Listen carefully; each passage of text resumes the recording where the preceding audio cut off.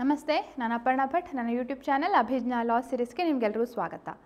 ಭಾರತೀಯ ನಾಗರಿಕ ಸುರಕ್ಷಾ ಸಂಹಿತೆಯ ಕೀ ಹೈಲೈಟ್ಸನ್ನು ನಾವು 4 ಭಾಗಗಳಾಗಿ ವಿಂಗಡಣೆ ಮಾಡಿ ಅದರದ್ದು ಆಲ್ರೆಡಿ 2 ಹೈಲೈಟ್ಸನ್ನು ನಾನು ನಿಮಗೆ ತಿಳಿಸ್ಕೊಟ್ಟಿದ್ದೆ. ಸೊ ಇವತ್ತು ಮೂರನೇ ಭಾಗ ಅಂತ ಹೇಳ್ಬೋದು, ಕೀ ಹೈಲೈಟ್ಸ್. ಸುಮಾರು ಒಂದು 20 ಹೈಲೈಟ್ಸ್ಗಳನ್ನು ನೋಡೋಣ. ಯಾಕೆಂದರೆ ಬಹಳಷ್ಟು ಚೇಂಜಸ್ಗಳಾಗಿವೆ ಭಾರತೀಯ ನಾಗರಿಕ ಸುರಕ್ಷಾ ಸಂಹಿತೆ ಮುಖಾಂತರ. CRPCಯ ಒಂದು ಏನು ಆಲ್ರೆಡಿ ಇತ್ತು ಅದೇ ಸ್ವಲ್ಪ ತುಂಬ ಪ್ರೊಸೀಜರ್ ಇತ್ತು. ಅದಕ್ಕೆ ಇನ್ನೂ ಹಲವಾರು ಟೈಮ್ ಲಿಮಿಟು ಅಥವಾ ಆಡಿಯೋ ವಿಡಿಯೋ ಎಲೆಕ್ಟ್ರಾನಿಕ್ ಕಮ್ಯುನಿಕೇಷನ್ ಮತ್ತು ಇನ್ನೂ ಸಿಟಿಸನ್ ಸೆಂಟ್ರಿಕ್ ಆಗಿ ಮಾಡಿರೋ ಕಾರಣಕ್ಕೆ ಭಾಳಷ್ಟು ಚೇಂಜಸ್ಗಳು ಇಲ್ಲಿ ನಾವು ಕಾಣ್ತಾ ಹೋಗ್ಬೋದು. ಅದು ಇನ್ವೆಸ್ಟಿಗೇಷನ್ ಮತ್ತು ಕಾಗ್ನಿಸೆನ್ಸ್ ತೊಗೊಳ್ಳುವಂಥ ಹಂತ ಇರ್ಬೋದು, ಅಥವಾ ಆಮೇಲೆ ಜಡ್ಜ್ಮೆಂಟ್ ಅಥವಾ ಟ್ರಯಲ್ ಸಂದರ್ಭದಲ್ಲಿ ಚಾರ್ಜಸ್ಗೆ ಇಂತಿಷ್ಟು ಟೈಮ್ ಲಿಮಿಟ್, ಡಿಸ್ಚಾರ್ಜ್ ಅಪ್ಲಿಕೇಶನ್ ಹಾಕ್ಬೋದು ಹೇಳುವಂಥದ್ದು, ಇಂತಿಷ್ಟು ಟೈಮ್ ಲಿಮಿಟಲ್ಲಿ, ಜಡ್ಜ್ಮೆಂಟ್ಸ್ಗಳನ್ನು ಇಂತಿಷ್ಟು ಟೈಮ್ ಲಿಮಿಟಲ್ಲಿ ಕೊಡಬೇಕು, ಹೇಗೆ ಅಥವಾ ಟ್ರಯಲನ್ನು ಇಷ್ಟು ದಿನದಲ್ಲಿ ಕಂಪ್ಲೀಟ್ ಮಾಡಬೇಕು ಹೇಳುವಂಥದ್ದೆಲ್ಲ ಹೊಸ ಒಂದು ಟೈಮ್ ಬೌಂಡ್ ಲಿಮಿಟ್ಸನ್ನು ನಾವು ಈ ಹೊಸತಾದ ಒಂದು ಭಾರತೀಯ ನಾಗರಿಕ ಸುರಕ್ಷಾ ಸಂಹಿತೆ ಮುಖಾಂತರ ಕಾಣ್ಬೋದು. ಸೊ ಯಾವುದದು ಅಂತ ಹೇಳಿ ನಾವು ನೋಡ್ತಾ ಹೋಗೋಣ. ಆಲ್ರೆಡಿ ನಾವು ಕವರ್ ಮಾಡಿದ್ದೇವೆ, 2 ಪಾರ್ಟ್ಸಲ್ಲಿ ಕವರ್ ಮಾಡಿದ್ದೇವೆ. ನೀವು ಇನ್ನೂ ವಾಚ್ ಮಾಡಿಲ್ಲ ಅಂತ ಅಂದರೆ ಅದರದ್ದು ಪ್ಲೇ ಲಿಸ್ಟ್ ಏನಿದೆ ಅದು ನಾನು ನಿಮ್ಮಲ್ಲಿ ಈ ಡಿಸ್ಕ್ರಿಪ್ಷನಲ್ಲಿ ಕೊಟ್ಟಿದ್ದೇನೆ, ಅದನ್ನು ಚೆಕ್ ಮಾಡಿ ನೋಡಿ. ಯಾಕೆಂದರೆ ಫಸ್ಟು ಕೂಡ ಬಹಳ ಇಂಪಾರ್ಟೆಂಟ್ ಬರುತ್ತೆ. ಯಾಕೆಂದರೆ ಇನಿಷಿಯಲ್ ಸೆಕ್ಷನ್ಸ್ಗಳು ಇನ್ವೆಸ್ಟಿಗೇಷನ್ಗೆ ಸಂಬಂಧಪಟ್ಟದಿರ್ಬೋದು ಅಥವಾ ಬೇರೆ ಸಮನ್ಸ್, ವಾರೆಂಟ್, ಈ ವಿಚಾರಗಳಿಗೆ ಸಂಬಂಧಪಟ್ಟ ಹಲವಾರು ಬದಲಾವಣೆಗಳನ್ನು ನಾವು ಅದರಲ್ಲಿ ಡಿಸ್ಕಷನ್ ಮಾಡಿದ್ದೇವೆ. ಸೊ ನೋಡಿಲ್ಲ ಅಂದರೆ ಖಂಡಿತವಾಗಿಯೂ ನೋಡಿ. ಹಾಗೆ ಭಾರತೀಯ ನಾಗರಿಕ ಸುರಕ್ಷಾ ಸಂಹಿತೆ ಬಗ್ಗೆ ಡೀಟೇಲ್ ಆದ ಲೆಕ್ಚರ್ ಬೇಕು ಅಂತ ಇದ್ದರೆ ಅದು ಕೂಡ ನಮ್ಮ ಅಭಿಜ್ಞಾ ಲಾ ಸೀರೀಸ್ ಆ್ಯಪಲ್ಲಿ ಇದೆ. ಅದು ಕೂಡ ನಾನು ಅದರದ್ದು ಮಾಹಿತಿಯನ್ನು ನಾನು ಈ ವಿಡಿಯೋದ ಕೊನೆಯಲ್ಲಿ ತಿಳಿಸ್ಕೊಡ್ತೇನೆ. ಸೊ ಈಗ ನಾವು ತಡ ಮಾಡದೆ ಈ ಒಂದು ಇದಕ್ಕೆ ಮೂವ್ ಆಗೋಣ. ನೋಡಿ, ನೆಕ್ಸ್ಟ್ 44 ಆಲ್ರೆಡಿ ನಾವು ಕವರ್ ಮಾಡಿದ್ದೇವೆ. ಈಗ 45ನೇ ಇದು. ಸೊ ಇದೇನಂತಂದರೆ, ಈಗ ಡಿಫಾಲ್ಟ್ ಬೇಲ್ ಹೇಳುವಂಥ ಒಂದು ಪ್ರಾವಿಷನ್ ಇತ್ತು, ಅಥವಾ ಸ್ಟ್ಯಾಟ್ಯುಟರಿ ಬೇಲ್ ಅಂತ, ಅಥವಾ ಇನ್ವೆಸ್ಟಿಗೇಷನ್ 24 ಗಂಟೆ ಒಳಗೆ ಕಂಪ್ಲೀಟ್ ಆಗದಿದ್ದರೆ ಆವಾಗ ಹೇಗೆ ಬೇಲ್ ಸಿಗತ್ತೆ ಅವನಿಗೆ, ಯಾರ ಮೇಲೆ ಇನ್ವೆಸ್ಟಿಗೇಷನ್ ಮಾಡ್ತಿದ್ದಾರೆ ಆರೋಪಿ ಅಂತ ಏನಿದ್ದಾನೆ ಅವನಿಗೆ ಬೇಲ್ ಕಂಪಲ್ಸರಿ ಕೊಡಲೇಬೇಕು ಇಂತಿಷ್ಟು ದಿನಗಳಲ್ಲಿ ಕಂಪ್ಲೀಟ್ ಆಗದಿದ್ದರೆ, 24 ಗಂಟೆಯಿಂದ 60 ದಿನ ಅಥವಾ 90 ದಿನ ಅಂತ ಹೇಳುವಂಥ ಒಂದು ಆಲ್ರೆಡಿ ರೂಲ್ ಇತ್ತು. ಸೊ ಇನಿಷಿಯಲಿ ಫಸ್ಟ್ 15 ಡೇಸ್ ಏನಿತ್ತು ಅದು ಬೇಕಿದ್ರೆ ಪೊಲೀಸ್ ಕಸ್ಟಡಿಗೆ ಕೊಡ್ಬೋದು ಅಂತ ಇತ್ತು. ಅದು ಮ್ಯಾಜಿಸ್ಟ್ರೇಟ್ ಜೂರಿಡಿಕ್ಷನ್ ಇರಬೇಕಂತಲ್ಲ, ನಿಯರೆಸ್ಟ್ ಮ್ಯಾಜಿಸ್ಟ್ರೇಟ್ ಯಾರು ಕಾಗ್ನಿಸೆನ್ಸ್ ತೊಗೊಳ್ತಾರೆ ಆ ಮ್ಯಾಜಿಸ್ಟ್ರೇಟ್ ಆಗಿರಬೇಕಂತ ಇಲ್ಲ, ಬಟ್ ಬೇರೆ ಮ್ಯಾಜಿಸ್ಟ್ರೇಟ್ ಕೂಡ ಕಸ್ಟಡಿಗೆ ಕೊಡ್ಬೋದು ಅಂತ ಇತ್ತು. ಬಟ್ ಈಗ ಏನಾಗಿದೆ ಅಂತಂದರೆ, ಆ ಒಂದು ಇನಿಷಿಯಲ್ 40-60 ಡೇಸ್ ಅಂತ ಹೇಳುವಂಥ ಒಂದು ಟೈಮ್ ಲಿಮಿಟನ್ನು ಇಂಟ್ರೊಡ್ಯೂಸ್ ಮಾಡಿದ್ದಾರೆ.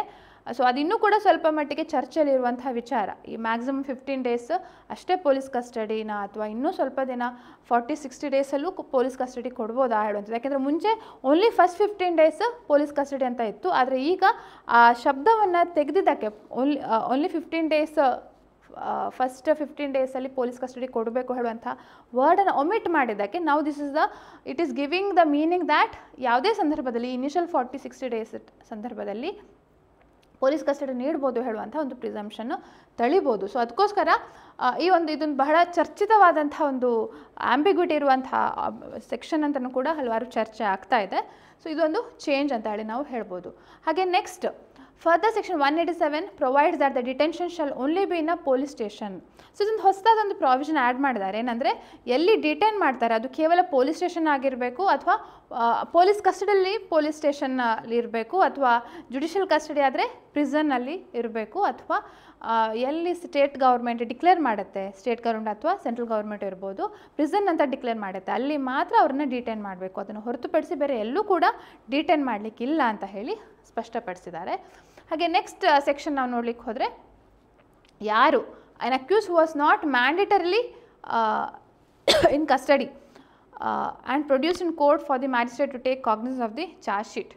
ಸೊ ಇದೇನಾಗಿದೆ ಅಂತಂದರೆ, ಈಗ ಉದಾಹರಣೆಗೆ ಕಾಗ್ನಿಸೆನ್ಸ್ ಅಥವಾ ಪೊಲೀಸ್ ರಿಪೋರ್ಟ್ ಏನು ಫೈಲ್ ಮಾಡ್ತಾರಲ್ಲ ಕಸ್ಟಡಿ ಇರುವಾಗ, ಕಾಗ್ನಿಸೆನ್ಸ್ ಈಗ ಮ್ಯಾಜಿಸ್ಟ್ರೇಟು ಕಾಗ್ನಿಸೆನ್ಸ್ ತೊಗೊಳ್ತಾರೆ.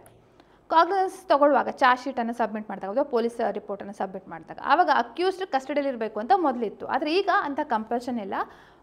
ಅವನ ವಿರುದ್ಧ, ಅಕ್ಯೂಸ್ ವಿರುದ್ಧ ಯಾವುದೇ ರೀತಿಯ ಎವಿಡೆನ್ಸ್ ಇಲ್ಲ ಅಂತ ಕಂಡು ಬಂದಲ್ಲಿ ಆವಾಗ ಅವನ ಹತ್ರ security for appearance court police security for ಅಪಿಯರೆನ್ಸನ್ನು ತೊಗೊಂಡು ಅವನನ್ನು ಬಿಡುಗಡೆಗೊಳಿಸ್ಬೋದು. ಚಾರ್ಜ್ ಶೀಟ್ ಮಾಡುವ ಸಂದರ್ಭದಲ್ಲಿ ಅಕ್ಯೂಸ್ಡ್ ಕಸ್ಟಡಿಯಲ್ಲೇ ಇರಬೇಕು ಅಂತ ಹೇಳುವಂತಹ ಮ್ಯಾಂಡೇಟರಿ ರೂಲ್ ಅಂತ ಈಗ ಆ ಥರದ್ದೇನಿಲ್ಲ. ಕೋರ್ಟ್ ಕೂಡ ಹಾಗೆ ಆ ಕಾರಣಕ್ಕೆ ಅವನಿಲ್ಲ ಅಂತ ಹೇಳುವಂಥ ಕಾರಣಕ್ಕೆ ಚಾರ್ಜ್ ಶೀಟ್ ತೊಗೊಳ್ಳೋದನ್ನ ರೆಫ್ಯೂಸ್ ಮಾಡಬಾರ್ದು ಅಂತ ಇಲ್ಲಿ ಇದನ್ನು ಈ ಒಂದು ಬದಲಾವಣೆನ ನಾವು ಕಾಣ್ಬೋದು. ಹಾಗೆ ನೆಕ್ಸ್ಟ್ ನಾವು ನೋಡ್ಲಿಕ್ಕೆ ಹೋದರೆ ಪೊಲೀಸ್ ರಿಪೋರ್ಟನ್ನು ಫಾರ್ವರ್ಡ್ ಮಾಡುವಂಥ ವಿಚಾರಕ್ಕೆ ಸಂಬಂಧಪಟ್ಟ ಹಾಗೆ officer in charge of the police station ಏನು ಚಾರ್ಜ್ ಶೀಟನ್ನು ಸಬ್ಮಿಟ್ ಮಾಡ್ತಾರೆ ಅಥವಾ ಪೊಲೀಸ್ ರಿಪೋರ್ಟ್ ಅಂತ ಕರೀತಾರೆ, ಅದು ಎಲೆಕ್ಟ್ರಾನಿಕ್ ಮೀನ್ಸ್ ಮುಖಾಂತರವೂ ಸಬ್ಮಿಟ್ ಮಾಡ್ಬೋದು ಅಂತ ಹೇಳಿ ಇಲ್ಲಿ ತಿಳಿಸ್ಕೊಟ್ಟಿದ್ದಾರೆ. ಓಕೆ, ಹಾಗೆ ಚಾರ್ಜ್ ಶೀಟಲ್ಲಿ ಏನು ಎಲೆಕ್ಟ್ರಾನಿಕ್ ಡಿವೈಸ್ ಅದ್ರ ಬಗ್ಗೆ ಎಲ್ಲ ಮೆನ್ಷನ್ ಮಾಡಿದ್ದಾರೆ, ಅದ್ರದ್ದು ಯಾರ ಕಸ್ಟಡಿ ಯಾರ ಹತ್ರ ಇದೆ ಹೇಳುವಂಥದ್ದು ಆ ಸೀಕ್ವೆನ್ಸನ್ನು ಕೂಡ ಅದರಲ್ಲಿ ಮೆನ್ಷನ್ ಮಾಡಬೇಕು ಅಂತ ಇಲ್ಲಿ ನಾವು ಕಾಣ್ತೇವೆ. ಹಾಗೆ ನೆಕ್ಸ್ಟ್ ಇದೇನಂತಂದರೆ ಇನ್ವೆಸ್ಟಿಗೇಷನ್ನ ಪ್ರೋಗ್ರೆಸ್ ಹೇಗೆ ಆಗ್ತಾ ಇದೆ, ಏನಾಗಿದೆ, ಎಲ್ಲಿ ತನಕ ಆಗಿದೆ ಅಂತ ಹೇಳುವಂಥ ಮಾಹಿತಿಯನ್ನು ವಿಕ್ಟಿಮ್ಗೆ ಅಥವಾ ಇನ್ಫಾರ್ಮೆಂಟ್ಗೆ 90 ದಿನಗಳ ಒಳಗಾಗಿ, ಇನ್ವೆಸ್ಟಿಗೇಷನ್ ಪ್ರಾರಂಭ ಆದ 90 ದಿನಗಳ ಒಳಗಾಗಿ ಅದನ್ನು ನೀಡಬೇಕು ಅಂತ ಹೇಳಿ ಇಲ್ಲಿ, ಅಂದರೆ ಆದಷ್ಟು ಸಿಟಿಸನ್ಸ್ಗೆ ಏನಾಗ್ತಾ ಇದೆ, ಇನ್ವೆಸ್ಟಿಗೇಷನ್ ಆಗ್ತಾ ಇದೆಯಾ ಇಲ್ವಾ, ತಾವು ಕೊಟ್ಟ ಕಂಪ್ಲೇಂಟ್ ಅಥವಾ ಇನ್ಫಾರ್ಮೇಷನ್ ಏನಾಯಿತು ಹೇಳುವಂಥದ್ರ ಬಗ್ಗೆ ಮಾಹಿತಿಯನ್ನು ಅವರಿಗೂ ಕೂಡ ಗೊತ್ತಿರಲಿ ಹೇಳುವಂಥ ಕಾರಣಕ್ಕೆ ಇದನ್ನೆಲ್ಲ ಇಂಟ್ರೊಡ್ಯೂಸ್ ಮಾಡಿದ್ದಾರೆ. ಹಾಗೆ ನೆಕ್ಸ್ಟ್ ಚೇಂಜ್ ಏನಂತಂದರೆ ಪೊಲೀಸ್ ರಿಪೋರ್ಟ್ ಜೊತೆ ಏನು ಕಾಪೀಸನ್ನು ಸಪ್ಲೈ ಮಾಡ್ತಾರಲ್ಲ ಅದಕ್ಕೆ ಸಂಬಂಧಪಟ್ಟ ಹಾಗೆ ಇರುವಂಥದ್ದು. ಸೊ ಏನು ಹೇಳ್ತಾರೆ ಅಂತಂದರೆ ಅದು ಡ್ಯೂಲಿ ಇಂಡೆಕ್ಸ್ಡ್ ಆಗಿರಬೇಕು, ಅಕ್ಯೂಸ್ಡ್ಗೆ ಫರ್ನಿಷ್ ಮಾಡಬೇಕು, ಅಷ್ಟು ಕಾಪೀಸ್ಗಳನ್ನು, ಎಷ್ಟು ಡಾಕ್ಯುಮೆಂಟ್ಸ್ಗಳು ಮತ್ತು ಪೊಲೀಸ್ ರಿಪೋರ್ಟ್ ಏನಿರತ್ತಲ್ಲ ಎಷ್ಟು ಅಕ್ಯೂಸ್ಗಳಿದ್ದಾರೆ ಅಷ್ಟು ಕಾಪೀಸನ್ನು ಸಬ್ಮಿಟ್ ಮಾಡಬೇಕು ಅಂತ ಹೇಳಿದ್ದಾರೆ. ಹಾಗೆ 14 ದಿನಗಳ ಒಳಗಾಗಿ, so in section 230 this process has been further stream line. ಇನ್ನೂ ನೀಟಾಗಿ ಹೇಳಿದ್ದಾರೆ ಅಂದರೆ ಪೊಲೀಸ್ ಏನು ಮಾಡ್ತಾರೆ, ಮ್ಯಾಜಿಸ್ಟ್ರೇಟ್ಗೆ ನೀಡಿರ್ತಾರೆ ಇದನ್ನು ಅಕ್ಯೂಸ್ಗೆ ಕೊಡಿ ಅಂತ ಹೇಳಿ, ಅಂಥ ಕಾಪೀಸ್ಗಳನ್ನು magistrate within 14 days from the date of production or appearance of the accused ಹಾಜರಾದ 14 ದಿನಗಳ ಒಳಗಾಗಿ ಆ ಡಾಕ್ಯುಮೆಂಟ್ಸ್ಗಳನ್ನು ಪೊಲೀಸ್ ರಿಪೋರ್ಟ್ ಮುಖಾಂತರ ಏನು ಸಬ್ಮಿಟ್ ಮಾಡಿರ್ತಾರಲ್ಲ ಆ ಡಾಕ್ಯುಮೆಂಟ್ಸ್ಗಳ ಕಾಪಿಯನ್ನು ಅಕ್ಯೂಸ್ಡ್ಗೆ ನೀಡಬೇಕಾಗತ್ತೆ. ಹಾಗೆ ನೆಕ್ಸ್ಟ್ ಹೈಲೈಟ್ ಏನಂತ ಅಂದರೆ ಫರ್ದರ್ ಇನ್ವೆಸ್ಟಿಗೇಷನ್ ಹೇಳುವಂಥದ್ದು. So section 193 pertains to investigation report ಏನಾಗಿರತ್ತಲ್ಲ ಅದನ್ನು ಪೊಲೀಸ್ ರಿಪೋರ್ಟನ್ನು ಸಬ್ಮಿಟ್ ಮಾಡುವಂಥದ್ದು. ಆ ಪೊಲೀಸ್ ರಿಪೋರ್ಟ್ ಸಬ್ಮಿಟ್ ಮಾಡಿದಾಗಲೇ ಇನ್ನೊಂದು ಫರ್ದರ್ ಚಾರ್ಜ್ ಶೀಟ್ ಹಾಕಬೇಕು ಅಂದರೆ, ಫರ್ದರ್ ಚಾರ್ಜ್ ಶೀಟ್ ಯಾಕೆ ಹಾಕುವಂಥ ಪರಿಸ್ಥಿತಿ ಬರುತ್ತೆ, ಫರ್ದರ್ ಇನ್ವೆಸ್ಟಿಗೇಷನ್ ಮಾಡಿದಾಗ. ಸೊ ಫರ್ದರ್ ಇನ್ವೆಸ್ಟಿಗೇಷನ್ ಕೂಡ ಮಾಡ್ಬೋದು ಹೇಳುವಂಥದ್ದು ಆಲ್ರೆಡಿ ಇತ್ತು, ಆದರೆ ಈಗ ಇನ್ನೊಂದು ಟೈಮ್ ಲಿಮಿಟ್ ಕೊಟ್ಟಿದ್ದಾರೆ, ವಿದಿನ್ 90 ಡೇಸಲ್ಲಿ ಅದನ್ನು ಕಂಪ್ಲೀಟ್ ಮಾಡಬೇಕು ಹೇಳುವಂಥದ್ದು ದೇ ಹ್ಯಾವ್ ಇಂಟ್ರೊಡ್ಯೂಸ್ಡ್. ಹಾಗೆ ಇನ್ನೊಂದು ನಾವು ನೋಡುವಂಥ ಇಂಪಾರ್ಟೆಂಟ್ ಸೆಕ್ಷನ್ ಅಂದರೆ ಈಗ ರಿಪೋರ್ಟ್ ಆನ್ ಸುಸೈಡ್, ಈಗ ಅನ್ಯಾಚುರಲ್ ಡೆತ್ ಆಗಿರುತ್ತೆ ಅಂಥ ಸಂದರ್ಭದಲ್ಲಿ ಡಿಸ್ಟ್ರಿಕ್ಟ್ ಮ್ಯಾಜಿಸ್ಟ್ರೇಟು, ಸಬ್ ಡಿವಿಷನಲ್ ಮ್ಯಾಜಿಸ್ಟ್ರೇಟ್ ಇವರಿಗೆ ಪೊಲೀಸು ಕಳಿಸ್ಕೊಡ್ಬೇಕಾಗತ್ತೆ ರಿಪೋರ್ಟನ್ನು, ಇನ್ವೆಸ್ಟಿಗೇಟಿಂಗ್ ಆಫೀಸರ್. ಸೊ ಅದನ್ನು ವಿದಿನ್ 24 ಅವರ್ಸ್ 24 ಗಂಟೆ ಒಳಗೆ ಅದನ್ನು ಕಳಿಸ್ಕೊಡ್ಬೇಕು, ಫಾರ್ವರ್ಡ್ ಮಾಡಬೇಕು ಅಂತ ಹೇಳ್ತಾರೆ. ಯಾವುದು ಸುಸೈಡ್ ಬಗ್ಗೆ ಆಗಿರುವಂಥ ರಿಪೋರ್ಟ್, ಅದ್ರ ಬಗ್ಗೆ ಅಂದರೆ ಅಪ್ಯಾರೆಂಟ್ ಕಾಸ್ ಆಫ್ ಡೆತ್ ಅಂತ ಇರುತ್ತೆ, ಯಾಕೆ ಸಾವು ಸಂಭವಿಸಿರ್ಬೋದು ಅಂತ ಹೇಳಿ ಏನು ಇನ್ಕ್ವೆಸ್ಟ್ ಎಲ್ಲ ಮಾಡ್ತಾರಲ್ಲ ಅದಕ್ಕೆ ಸಂಬಂಧಪಟ್ಟ ರಿಪೋರ್ಟನ್ನು ಡಿಸ್ಟ್ರಿಕ್ಟ್ ಮ್ಯಾಜಿಸ್ಟ್ರೇಟ್ ಅಥವಾ ಸಬ್ ಡಿವಿಷನಲ್ ಮ್ಯಾಜಿಸ್ಟ್ರೇಟ್ಗೆ ಕಳಿಸ್ಕೊಡ್ಬೇಕಾಗತ್ತೆ. ಹಾಗೆ next one for the is and convince of the witness. So ಏನು ಮಾಡಿದ್ದಾರೆ ಅಂತಂದರೆ ಸರ್ಚ್ಗೆ ಸಂಬಂಧಪಟ್ಟ ಹಾಗೆ ಆಲ್ರೆಡಿ ನಾರ್ಮಲಿ ಸ್ಟೇಟ್ಮೆಂಟ್ಗಳನ್ನು ನೀಡುವಾಗ ಆವಾಗಲೂ ಸಹ ಇದೇ ರೀತಿ ಸೆಕ್ಷನ್ಗಳಿತ್ತು. ಇನ್ನೊಂದು ಸೆಕ್ಷನ್ ಪೊಲೀಸ್ ಸರ್ಚ್ ಎಲ್ಲ ಕಂಡಕ್ಟ್ ಮಾಡುವಾಗ, ಈ ರೀತಿ ಸ್ಟೇಟ್ಮೆಂಟ್ಗಳನ್ನ ತೊಗೊಳ್ಳುವಾಗ, ಇನ್ಕ್ವೆಸ್ಟ್ ಮಾಡುವಾಗ ಅಥವಾ ಅನ್ಯಾಚುರಲ್ ಡೆತ್ ಆಗಿರುವಾಗ ಆವಾಗಲೂ ಕೂಡ ಕೆಲವು ವ್ಯಕ್ತಿಗಳ ಹೇಳಿಕೆಗಳನ್ನು ತಗೊಳ್ತಾರೆ. ಹಾಗೆ ತಗೊಳ್ಳುವಾಗ ಯಾವುದೇ ಒಂದು 15 ವರ್ಷಕ್ಕಿಂತ ಕಮ್ಮಿ ಅಥವಾ 60 ವರ್ಷಕ್ಕಿಂತ ಮೇಲ್ಪಟ್ಟ ಗಂಡಸರನ್ನು ಪೊಲೀಸ್ ಸ್ಟೇಷನ್ಗೆ ಕರೀಲಿಕ್ಕಿಲ್ಲ, ಅಥವಾ ಹೆಂಗಸನ್ನು ಕರೀಲಿಕ್ಕಿಲ್ಲ, ಅಥವಾ ಮೆಂಟಲಿ ಆರ್ ಫಿಸಿಕಲಿ ಡಿಸೇಬಲ್ಡ್ ವ್ಯಕ್ತಿಯನ್ನು ಕರೀಲಿಕ್ಕಿಲ್ಲ, ಅಥವಾ ಪರ್ಸನ್ ವಿತ್ ಅಕ್ಯೂಟ್ ಇಲ್ನೆಸ್, ಬಹಳ ತೀವ್ರತರವಾಗಿ ಅನಾರೋಗ್ಯದಿಂದ ಬಳಲ್ತಾ ಇರೋನು ಕೂಡ ಪೊಲೀಸ್ ಸ್ಟೇಷನ್ಗೆ ಕರೀಲಿಕ್ಕಿಲ್ಲ, ಅದನ್ನು ವಿಚಾರಣೆಯನ್ನು ಮಾಡಲಿಕ್ಕೆ, ಅವ್ರನ್ನ ಆ್ಯಸ್ ಅ ವಿಟ್ನೆಸ್ ಆಗಿ ವಿಚಾರಣೆ ಮಾಡಲಿಕ್ಕೆ. ಆದರೆ ಅವರೇ ಇಫ್ ದೇ ಆರ್ ವಿಲ್ಲಿಂಗ್ ಆವಾಗ ಬರ್ಬೋದು ಪೊಲೀಸ್ ಸ್ಟೇಷನ್ಗೆ ಅಂತ. ಸೊ ಇದು similar to examination of witness ಅಂತ ಹೇಳಿ ಏನು ಸೆಕ್ಷನ್ ಇತ್ತು ಅದೇ ಥರ ಇದೆ, ಬಟ್ ಇದು ಸರ್ಚ್ಗೆ ಸಂಬಂಧಪಟ್ಟ ಹಾಗೆಲ್ಲ ಇರುವಂಥ ಸೆಕ್ಷನ್ ಆಗುತ್ತೆ. Next, in case of offence committed outside India, ಇದು ಸ್ವಲ್ಪ ಬಹಳ ಇಂಪಾರ್ಟೆಂಟ್ ಇದೆ ಅಂತ ಹೇಳ್ಬೋದು. ಒಂದು ವೇಳೆ ಭಾರತದಿಂದ ಹೊರಗೆ ಈ ಒಫೆನ್ಸ್ ಮಾಡಿದಿದ್ರೆ, ಯಾವುದಾದ್ರೂ ಒಫೆನ್ಸ್ ಮಾಡಿರ್ಬೋದು, ಅಂಥ ಒಫೆನ್ಸ್ ಮಾಡಿದವನು ಅವನ ವಿರುದ್ಧ ಟ್ರಯಲ್ ಎಲ್ಲಿ ಮಾಡ್ಬೋದು ಅಂತ ಒಂದು ಪ್ರಶ್ನೆ ಆಗಿತ್ತು. ಸೊ ಮೊದಲಾದರೆ CRPCಯಲ್ಲಿ ಎಲ್ಲಿ ಅವನು ಸಿಕ್ಕಾಕೊಂಡು ಬೀಳ್ತಾನೆ, ಎಲ್ಲಿ ಅವನನ್ನು ಅರೆಸ್ಟ್ ಮಾಡ್ತಾರೆ, so where he is found, ಅಲ್ಲಿಯ ಕೋರ್ಟಿಗೆ ಜುರಿಡಿಕ್ಷನ್ ಬರ್ತಿತ್ತು.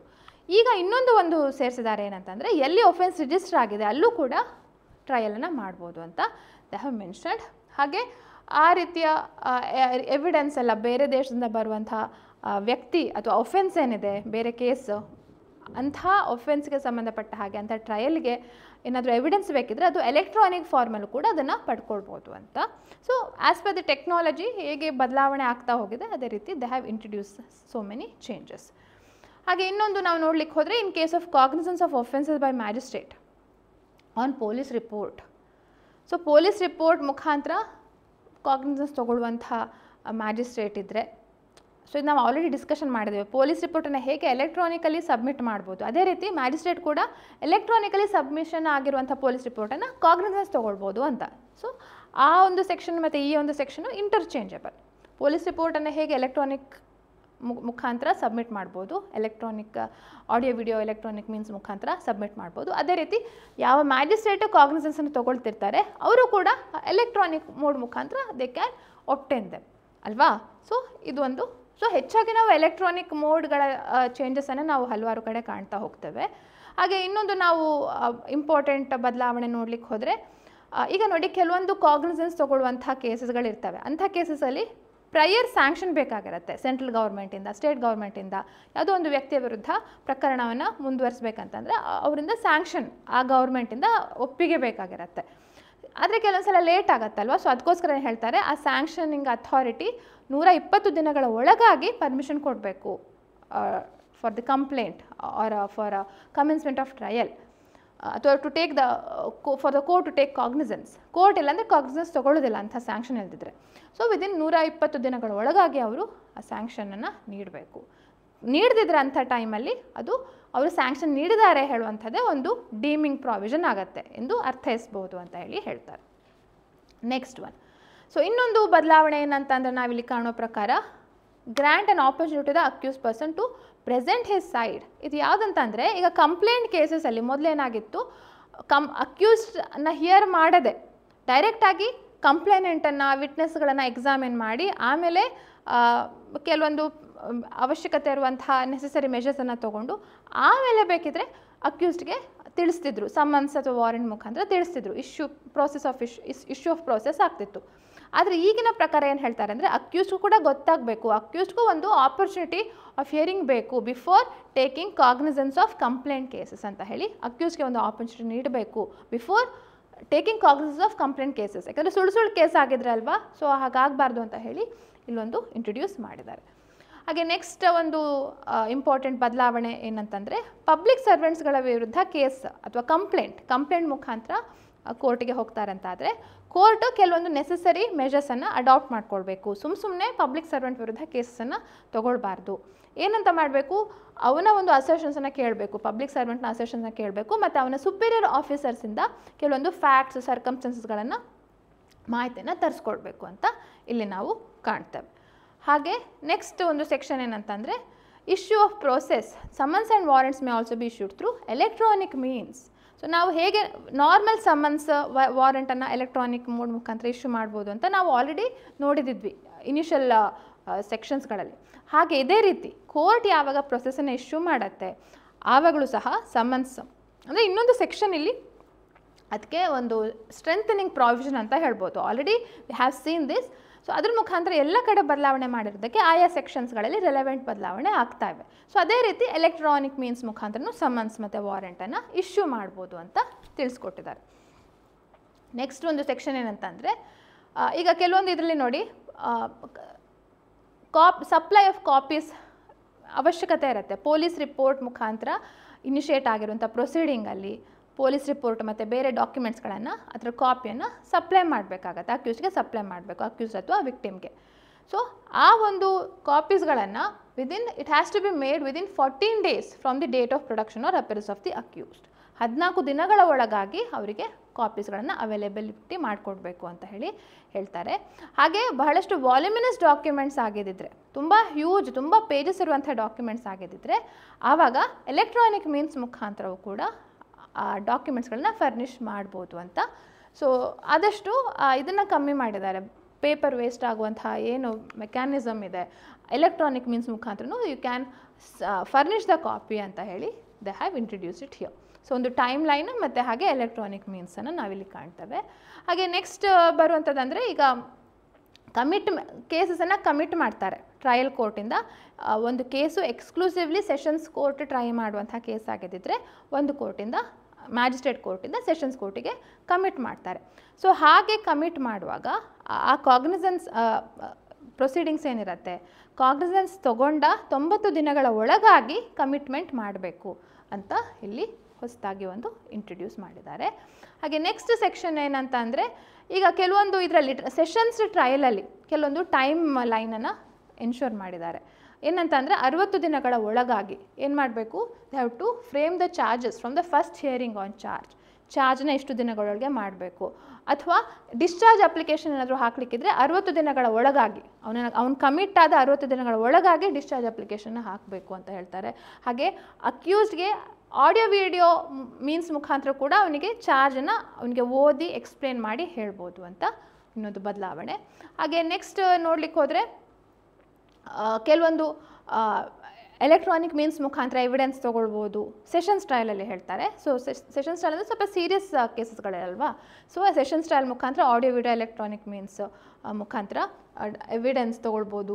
ಪೊಲೀಸ್ ಆಫೀಸರ್ಸ್ಗಳು, ಪಬ್ಲಿಕ್ ಸರ್ವೆಂಟ್ಸ್, ಎಕ್ಸ್ಪರ್ಟ್ಸ್ಗಳು, ಸೊ ಇವರೆಲ್ಲರೂ ವಿಟ್ನೆಸ್ಗಳದವರೆಲ್ಲರೂ ಕೂಡ ಎವಿಡೆನ್ಸನ್ನು ತೊಗೊಳ್ಬೋದು ಅಂತ ಹೇಳ್ತಾರೆ. ಸೊ ಅದೇ ರೀತಿ ವಾರಂಟ್ ಟ್ರಯಲ್ಗೂ ಕೂಡ ಅದೇ ಪ್ರಾವಿಷನ್ ಅಪ್ಲೈ ಆಗುತ್ತೆ, ಎಲೆಕ್ಟ್ರಾನಿಕ್ ಮೀನ್ಸ್ ಮುಖಾಂತರ ತೊಗೊಳ್ಬೋದು ಅಂತ ದೇ ಹ್ಯಾವ್ ಮೆನ್ಷನ್ಡ್. ಸೊ ಹಾಗೆ ನೆಕ್ಸ್ಟ್ ಸೆಷನ್ಸ್ ಕೇಸಲ್ಲಿ ಇನ್ನೊಂದು ಟೈಮ್ ಲೈನ್ ಬಗ್ಗೆ ನಾವು ನೋಡ್ಲಿಕ್ಕೆ ಹೋಗೋದಾದರೆ ಜಜ್ಮೆಂಟ್ ಡೆಲಿವರಿ. ಸೊ ಯಾವಾಗ ಜಜ್ಮೆಂಟ್ ಡೆಲಿವರಿ ಮಾಡಬೇಕು ಅದಕ್ಕೂ ಕೂಡ ಟೈಮ್ ಲಿಮಿಟ್ ಕೊಟ್ಟಿದ್ದಾರೆ. Within a period of 30 days, 30 ದಿನಗಳ ಒಳಗಾಗಿ ಆದಷ್ಟು ಜಜ್ಮೆಂಟನ್ನು ಡೆಲಿವರಿ ಮಾಡಬೇಕು.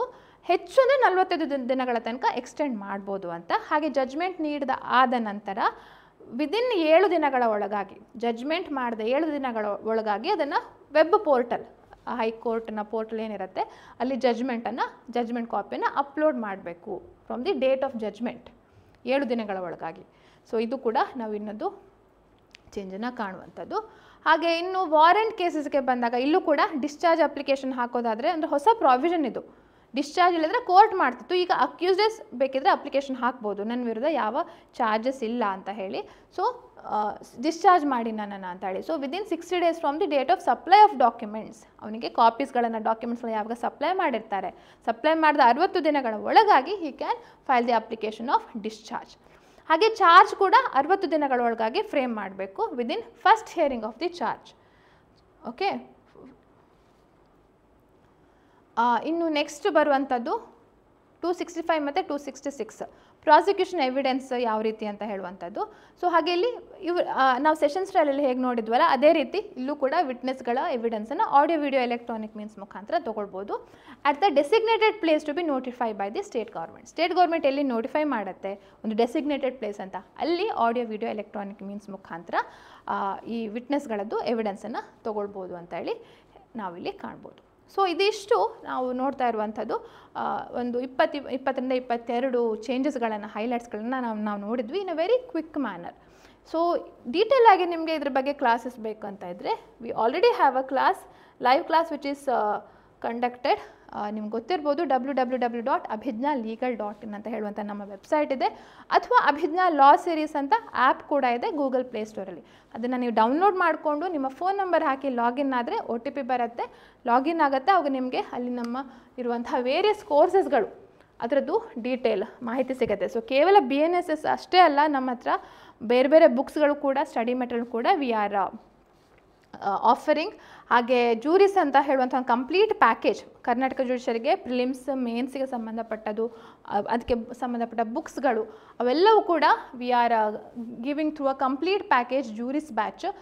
ಅಥವಾ ಬುಕ್ಸ್ಗಳು ಕೂಡ ಸಿಗ್ತವೆ. ಇಲ್ಲಿ ನೀವು ನೋಟ್ಸ್ ಆ್ಯಂಡ್ ಬುಕ್ಸ್ ಅಂತ ನೋಡಿದರೆ you can see that already we have 4 books, 4 ಪುಸ್ತಕಗಳಿವೆ. ಇನ್ನು ಹಲವಾರು ಬುಕ್ಸ್ಗಳು ಆ್ಯಡ್ ಆಗ್ತಾ ಇರ್ತವೆ ಇನ್ನು ಸದ್ಯದಲ್ಲೇ. ಮತ್ತು BNSS ಅಂತ ಕೋರ್ಸ್ ಇದೆ, BNS ಆ್ಯಂಡ್ IPC ಕೂಡ ಕೋರ್ಸ್ ಇದೆ. ಹಾಗೆ BNSS ಇರುವಂಥ ಕೋರ್ಸ್ ಕೂಡ ವಿ ಆಲ್ರೆಡಿ ಹ್ಯಾವ್. ಇನ್ನು ಸದ್ಯದಲ್ಲಿ 45 ಡೇಸ್ ಟ್ರಾನ್ಸ್ಲೇಷನ್ ಕೋರ್ಸ್ ಕೂಡ ಅದು ಸ್ಟಾರ್ಟ್ ಆಗಿದೆ, ವೆರಿ ರೀಸೆಂಟ್ಲಿ ಈ ವಾರ ಸ್ಟಾರ್ಟ್ ಆಗಿದ್ದು. So those are interested even you can join. ಬೇರೆ ಡೌಟ್ಸ್ ಏನಾದರೂ ಇದ್ದರೆ ಇಲ್ಲಿ ಕಾಣ್ತಾ ಇರೋಂಥ ಸ್ಕ್ರೀನ್ ಮೇಲೆ ಕಾಣ್ತಾ ಇರುವಂಥ ನಂಬರನ್ನು ನೀವು ಕಾಂಟ್ಯಾಕ್ಟ್ ಮಾಡಿ ಕೇಳ್ಬೋದು. ಸೊ ಇಷ್ಟು ಹೇಳ್ತಾ ಇವತ್ತಿನ ಒಂದು ವಿಡಿಯೋನ ಮುಗಿಸ್ತಾ ಇದ್ದೇನೆ. ಸೊ ಇಂಟ್ರೆಸ್ಟ್ ಇದ್ದರೆ ಖಂಡಿತವಾಗಿಯೂ ಈ ಚಾನಲನ್ನು ಸಬ್ಸ್ಕ್ರೈಬ್ ಮಾಡಿ, ನಿಮ್ಮ ಫ್ಯಾಮಿಲಿ ಫ್ರೆಂಡ್ಸ್ಗೆ ಶೇರ್ ಮಾಡಿ. ಲಾ ಸ್ಟೂಡೆಂಟ್ಸ್ ಆಗಿದ್ದರೆ ಫಾಲೋ ಮಾಡಿ, ಯಾಕೆಂದರೆ ಬರುವಂಥ ದಿನಗಳಲ್ಲಿ ನಿಮಗೆ ಆಲ್ ಇಂಡಿಯಾ ಬಾರ್ ಎಕ್ಸಾಮ್ ಇರ್ಬೋದು, ಅಥವಾ ಜುಡಿಷರಿ ಎಕ್ಸಾಮ್ಸ್ ಇರ್ಬೋದು, ಅಥವಾ ಬೇರೆ competitive exams related current affairs ಅಥವಾ ಯಾವುದೋ ಒಂದು ಮಾಹಿತಿಯನ್ನು ನೀವು ಈ ಚಾನಲ್ ಫಾಲೋ ಮಾಡ್ತಾ ನಿಮಗೆ ಸಿಗ್ಬೋದು ಅಂತ ಹೇಳ್ತಾ ಈ ವಿಡಿಯೋನ ಮುಗಿಸ್ತಾ ಇದ್ದೇನೆ. ಸೊ ಥ್ಯಾಂಕ್ ಯು, ನಮಸ್ತೆ.